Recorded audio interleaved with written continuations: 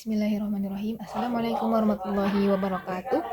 Segala puji hanya milik Allah Subhanahu wa Ta'ala yang telah mengumpulkan kita dalam keadaan sehat pada hari ini. Salawat serta salam yang selalu kita haturkan kepada baginda Muhammad SAW. Yang saya hormati dosen penguji Bapak Profesor Dr. Teddy Priyatna dan juga Bapak Aziz Syamsuddin Pusaputra, serta teman-teman yang telah hadir yang saya sayangi. Perkenalkan, nama saya Nabila Rodatul Anwar dengan NIM 123200088. Izin memaparkan terkait penelitian saya yang berjudul Penguatan Akhlak Qanaah sebagai Antitesis Budaya Flexing pada mahasiswa PAI UIN Bandung di era digital. Adapun hal yang melatar belakangi dari penelitian saya ini yaitu terkait maraknya budaya flexing di media sosial dan juga di kehidupan nyata, yang mana flexing ini sangat bertolak belakang dengan nilai-nilai Islam, salah satunya yaitu akhlak qanaah. Nah, flexing ini merupakan perilaku memamerkan kekayaan, gaya yang mewah, dan pencitraan diri demi mendapatkan pengakuan dari banyak orang atau butuh validasi. Kemudian dari itu dapat menumbuhkan sikap yang hedonis, konsumtif, dan juga haus validasi yang pada akhirnya itu dapat berpotensi menurunkan moral serta nilai spiritual pada mahasiswa. Karena tadi sudah disinggung bahwasannya budaya flexing ini bertolak belakang dengan akhlak qanaah, yaitu akhlak qanaah merupakan sikap yang menerima, bersyukur, dan juga hidup dalam kecukupan, yang mana selalu menikmati dan mensyukuri atas ketentuan yang sudah Allah berikan. Oleh karena itu, berdasarkan dari penelitian-penelitian dahulu, masih sangat sedikit ya yang membahas tentang akhlak qanaah di era digital secara empiris pada pengalaman dari pribadi mahasiswa sendiri.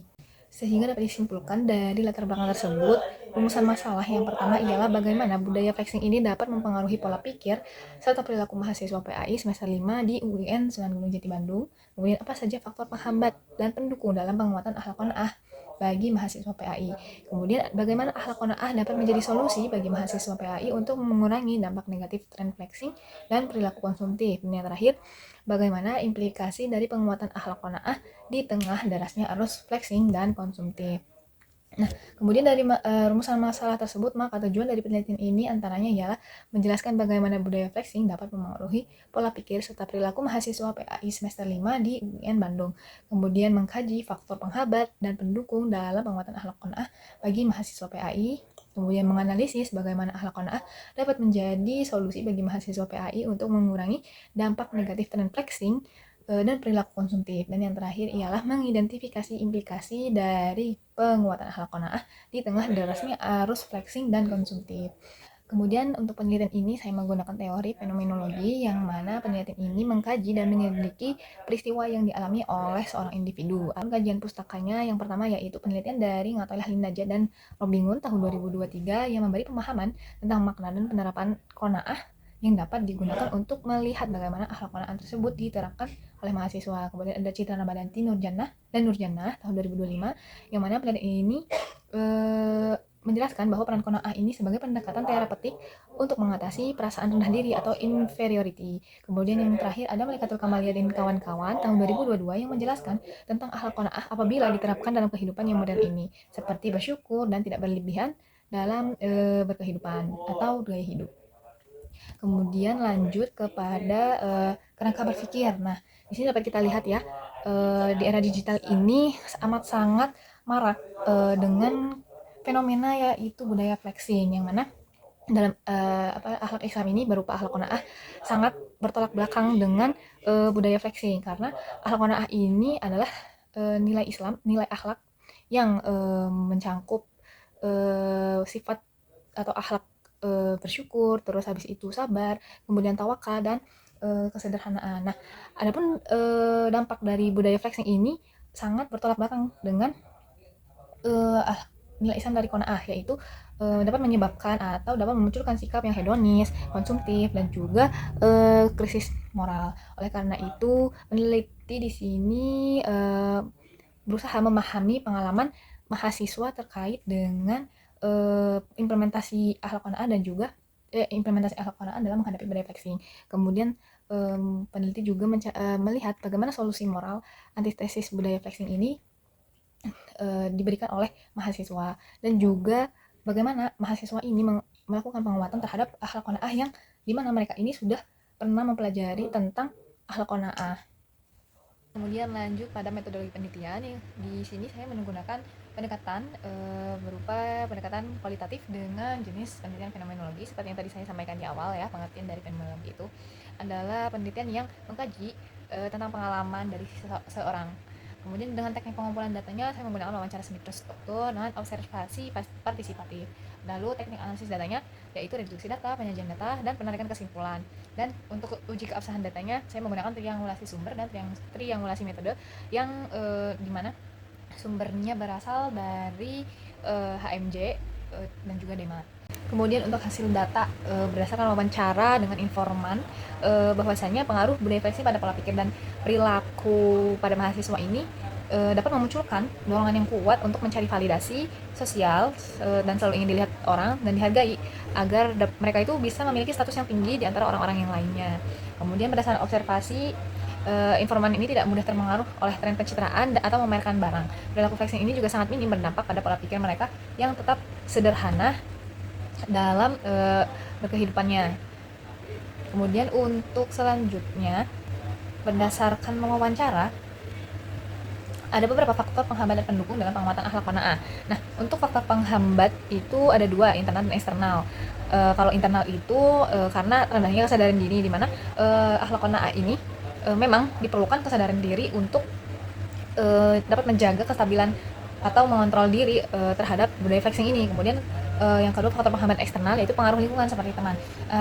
Tidak jarang ya kalau pengaruh-pengaruh seseorang itu bisa dipengaruhi oleh temannya sendiri atau lingkungannya. Kalau lingkungannya sendiri menampilkan budaya flexing itu, maka tidak akan susah untuk mempengaruhi seseorang melakukan hal tersebut juga. Kemudian faktor pendukung ini juga ada dari dua faktor. Yang pertama ada internal, dan yang internal ini itu karena adanya kemauan yang kuat dari diri sendiri.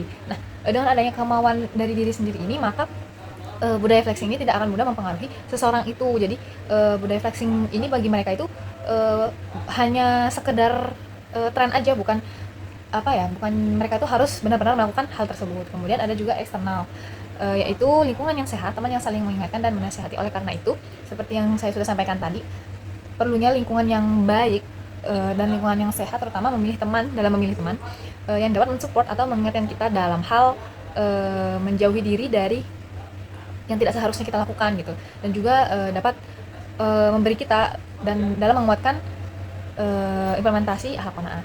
Kemudian berdasarkan observasi, informan ini menunjukkan sikap qanaah yang kuat. Mereka tidak mudah terpengaruh dan mereka ini juga dapat menjaga diri mereka dari lingkungan yang menurut mereka itu tidak baik. Kemudian lanjut, berdasarkan hasil wawancara, akhlak qanaah ini dapat menjadi solusi untuk mengurangi dampak budaya flexing dan konsumtif, karena sifat qanaah, menurut informan, sifat qanaah ini mampu membangun pola pikir yang bersyukur, menerima takdir Allah, dan tidak mudah terprovokasi oleh tren konsumtif. Nah, kemudian berdasarkan observasi, informan ini menanamkan sikap qanaah yang tinggi sehingga mampu menjaga stabilitas emosional dan tidak mudah terpengaruh oleh tren flexing di media sosial. Jadi yang berdasarkan observasi ini, informan sendiri ini benar-benar mengontrol mereka dalam penggunaan sosial media dan juga mengontrol diri terhadap stabilitas emosionalnya mereka. Kemudian implikasi dari akhlak qanaah. Nah, berdasarkan dari wawancara, informan ini menyatakan bahwa implikasi dari akhlak qanaah adalah terciptanya ketenangan batin, hidup yang lebih damai, serta hilangnya kebiasaan membandingkan diri dengan orang lain dan tidak overthinking serta cemas karena takut tertinggal. Karena itu sangat diperlukan akhlak qanaah dalam era digital ini, karena benar-benar sangat marak dan sangat mudah kita temui, bahkan di dunia nyata pun dengan mudah kita menemukan orang-orang yang secara tidak langsung itu memamerkan hartanya mereka. Kemudian ada berdasarkan observasi. Nah, informan ini gaya hidupnya itu benar-benar sederhana dan mereka itu memiliki ketenangan batin, dan penggunaan media sosial mereka itu sangat bijak seperti yang saya sampaikan. Jadi dari mereka ini dari implikasi akhlak qanaah ini maka terbentuk karakter yang rendah hati dan tidak mudah terpengaruh. Oke, lanjut ke pembahasan. Jadi meskipun tren flexing ini dapat mempengaruhi secara signifikan secara teoritis, dan berdasarkan wawancara ini dapat ditemukan bahwasannya sebenarnya perilaku flexing ini tidak juga dapat mempengaruhi semua orang yang kalau dia itu benar-benar mengamalkan akhlak qanaah ini dalam kehidupan sehari-harinya. Jadi berdasarkan penelitian Citra Ramadhanti dan Jannah menjelaskan peran qanaah ini juga mampu mengatasi tekanan psikologis, dan penelitian Ngatoilah Linaja juga menjelaskan qanaah ini merupakan relaksasi spiritual yang mampu membantu seseorang menahan diri dari dorongan perilaku konsumtif dan gaya hidup yang glamor. Baik, mungkin itu saja yang dapat saya sampaikan. Berdasarkan dari penelitian tadi, maka dapat disimpulkan bahwasanya budaya flexing ini memberikan dampak yang negatif dan sangat signifikan terhadap pola pikir dan perilaku mahasiswa, yang mana budaya flexing ini dapat mendorong kebutuhan validasi, kompetisi sosial, kecenderungan materialistis, sehingga perilaku konsumtif. Kemudian studi ini juga berkontribusi pada pengembangan kajian pendidikan agama Islam dengan menghadirkan bukti empiris relevansi nilai qanaah sebagai pendekatan psikologis dan pedagogis. Meskipun penelitian ini dibatasi dengan jumlah-jumlah informan dan spesifisitas konteks sosial yang spesifik. Oleh karena itu sangat direkomendasikan kepada penelitian selanjutnya untuk memperluas sejumlah partisipan dengan menggunakan triangulasi sumber atau dan triangulasi metode yang lebih beragam ya, dan juga mengeksplorasi strategi pedagogis konkret untuk mengintegrasikan nilai qanaah dalam pendidikan karakter di tengah budaya digital. Mungkin itu saja yang dapat saya sampaikan. Mohon maaf bila ada salah kata. Dan kalau salah itu dari saya, kalau benar itu dari Allah. Sekian, wassalamualaikum warahmatullahi wabarakatuh.